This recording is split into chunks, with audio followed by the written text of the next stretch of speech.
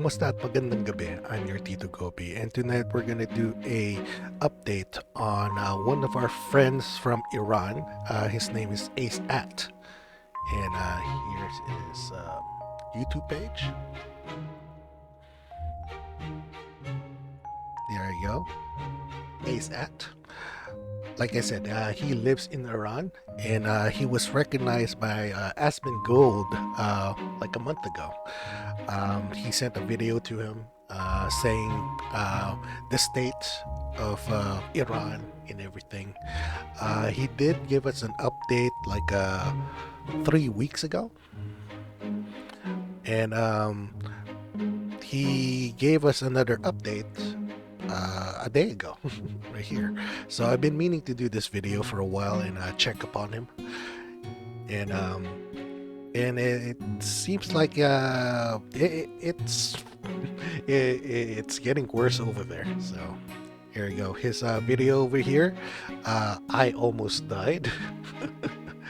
um, I really pray for his safety, for the safety of his loved ones, and for the safety of people. There you go. His video is titled I was recording, then a rocket hit near my home in Iran. Yeah, okay, so let's get to his video.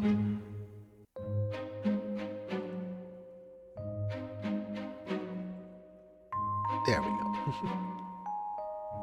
Hey everyone. A strike hit very close to our building, and I don't know how long I'll be able to stay online. I was already working on another video, but compared to this one, it didn't feel important anymore. So I wanted to record this as fast as possible before things possibly get worse, or before I'm not able to upload at all. I don't know if my microphone can pick it up, but sometimes you guys might hear some explosions in the background or some bullets flying by trying to hit the targets. So I'm sorry.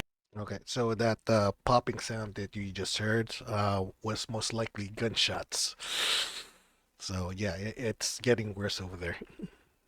If that distracts you all from the video. Over the past 3-4 days, the situation here has escalated a lot. Attacks have become much more frequent and much more aggressive. Whoa. The capital of Iran. Okay, this picture that he's showing right now, I believe it was shown on X or Twitter, and it was either a fuel facility that exploded, or it was the I believe the airport, Iranian military air base, I think. Tehran has 22 districts, and just overnight, around 20 of them have been experiencing strikes every couple of hours. And unfortunately, one of those strikes hit very close to our building. All of our windows were completely shattered, and I got injured. It's not severe, but my leg is hurt badly enough that I probably won't be able to walk properly for about 2 weeks. But it's not just physical injury. The shock from that blast has also affected me in a way I did not expect. When I try to walk normally, after a few steps, my vision starts spinning and I lose my balance. It's a very strange feeling. Yeah, the things that you hear in the background, yeah, that's what's happening in Iran. Plenty of gunshots and explosions. And honestly, I think my body and mind are still processing what happened. Since recording this, power has already gone out multiple times. After each strike, electricity cuts out, and sometimes it comes back quickly, but other times it can take hours. Anywhere from a few minutes to even 4 hours. And right now, it feels like it's only a matter of time before either the power goes out completely or the internet shuts down entirely. Some internet infrastructure has been affected, either damaged or overwhelmed. When one system goes down, all traffic gets redirected somewhere else, and that just creates more pressure on what's left. So everything becomes slower, more unstable, and more likely to fail. Because of everything, prices have also gone up a lot. People who fixed windows are now charging 4 to 8 times more than normal because everyone needs repair at the same time. And in a situation like this, some people take advantage of that. There are also people online scamming others. They give you a test connection, you see that it works, but once you pay, they disappear. And since a lot of these services aren't officially allowed, people can't even report it without putting themselves at risk. Even banks currently have started limiting physical cash withdrawals, so most Wow. payments now have to be done digitally. Yeah, those gunshots and explosions are really frequent. Which also comes with extra fees and taxes. Everything just became harder, even Mhm. basic things. I don't know how things will look in the next few days, but I wanted to share this while I still can. If I go quiet for a bit, just know it's not by choice, and that's legit. Be right back.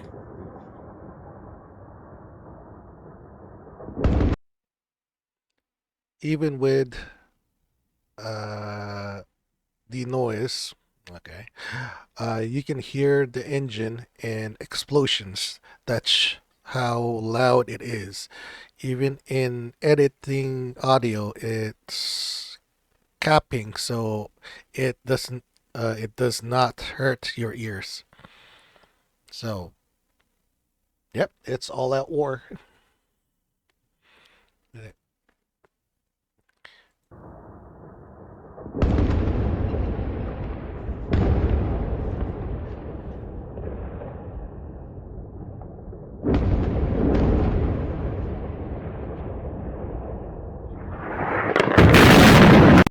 Um, Whoa, that was really close to him, wasn't it? And that was like really, really loud. well, that just happened.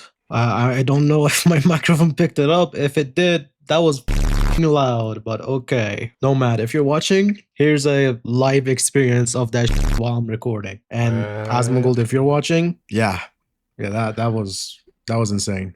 In my last video, I saw a lot of people, especially from Asmongold's chat, asking why don't you talk about the sanctions? So in this video, I will. What sanctions and restrictions actually look like in daily life. Because this is not something you can explain in one sentence. To tell you the scale of sanctions inside my country, I will tell you a number that one website has estimated. There might be more since the website hasn't been updated since 2020. But the index alone tracks over 12,000 sanctions recorded connected to Iran. Nobody is able to talk about all of this in one video, and I have talked about the most important ones, I would say. Because of the restrictions, local alternatives are created. For example, a local search engine project like Google, but only for Iran, called Zarrabin, reportedly costing over 2 trillion rial to develop, which is roughly around $1 million today, and significantly more at the time it was built years ago. That I have been told is estimated around $67 million. But here's the part where people find it surprising. If you look for something inside of this local search engine, and if it cannot find what you're searching for, it may still ask you to look it up in a global search engine like Google, which shows the gap between building something and actually replacing global system. Another frequent question is, do you have companies like Amazon or global brands? The reality is, if a company or brand does not start its operation locally, access to that company or brand becomes extremely limited or indirect. So let me give you an example from each category that you guys might know. Let's start with tech services. Nvidia, Intel, AMD, Microsoft, Apple, Samsung, Google, MSI, Asus, Sony, Meta, Tesla, Razer, and etc. The services over here of that brand does not exist. They do, however, get imported here by the seller to be sold for much higher price, but it does not offer any services. Moving on to the hmm gaming platforms. Let's start off with the most Yeah, you have to have like a facility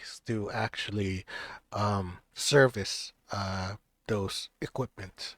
So if you don't have a office or like I said, a facility or something that will maintain those equipment, then you'll just use it. If it breaks, there's no other choice but to throw it away.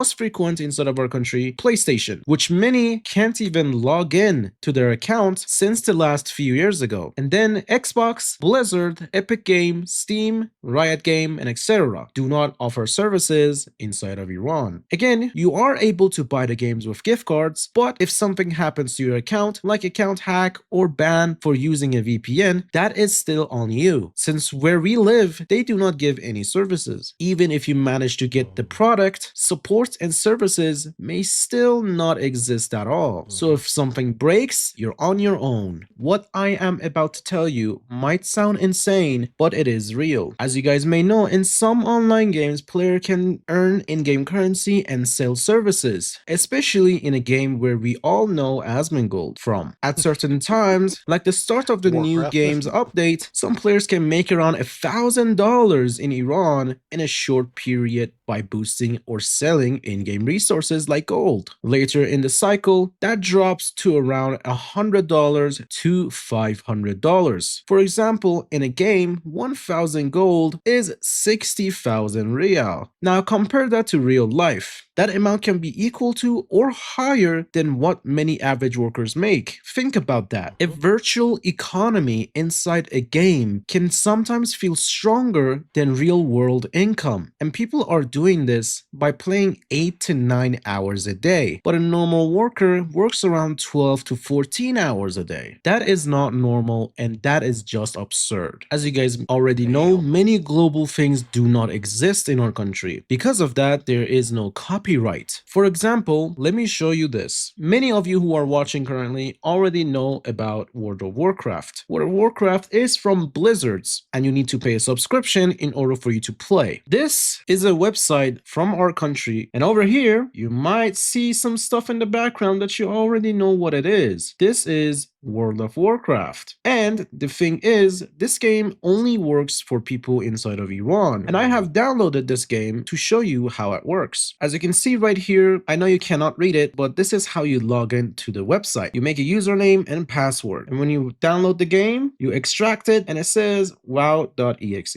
and you open this. As you can see, this is normal World of Warcraft. Pretty much. And you just log in with the password and username you created inside the website, and boom, you log in, connected successfully, and I am in. And over here, you only see people from Iran and nobody else, because the server is only set to people who live inside of Iran. Yeah. And also, Local you server. are able to sell your currency when you farm it for much cheaper price though. This is not just for World of Warcraft, but every single game that comes out, even Crimson Desert, is inside of our website. However, I do not recommend people to do this because it might destroy your computer with viruses, because the crack versions you are able to download over here might not be very good for your computer, but many people do it because they cannot afford the real game. I also wanted to thank everyone who supported me and donated and helped me out with the channel. We raised around $7,000, Wow. but I only received the first 5,000, and taxes of that 5,000 was about 17%. So we lost around $800 to $1,000, which is a lot. When I heard that from my girl, I almost had a stroke. $2,800 of that money went to the repairs of the house, and 200 extra of that went for buying rice and stuff like that.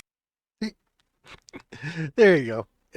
He's not thinking about himself. He's thinking about everybody else around him. That's good for him. For the people who are homeless and have been struck down or pretty much been homeless. So I wanted to thank you guys so much for the love and support. The rest of the money I will be saving for a future home that me and my girl want to buy. We're trying to save quite a bit of money to buy a Yes. house. You guys should already know houses are expensive. So it will be a cool journey to vlog everything if possible, and move forward, and you guys can see an entire life turn around. So hopefully I can see you guys later in the future videos. See you guys in the next video. Hey everyone. Whoop, there you go. And that's Ace for you. Ace at. If you have the time, go down. I'll put a link down below, and you can subscribe to him. Help him out. Damn, he's in there. He's sticking it out. And from the way things are going, the guy just got bombed and right after he just goes talks about games. Oh, uh, baby, I gotta give to him for that. You know, yeah, he's damn strong. Man, yeah, we pray for him, for his loved ones, for his family, and for all his people to be safe. Yeah, and like I said, if you don't mind, please go down to the link below, give him a sub, give him some support, and hopefully we'll see him on a next video. And yeah, hopefully he survives this war. All right, thanks for watching. Good night.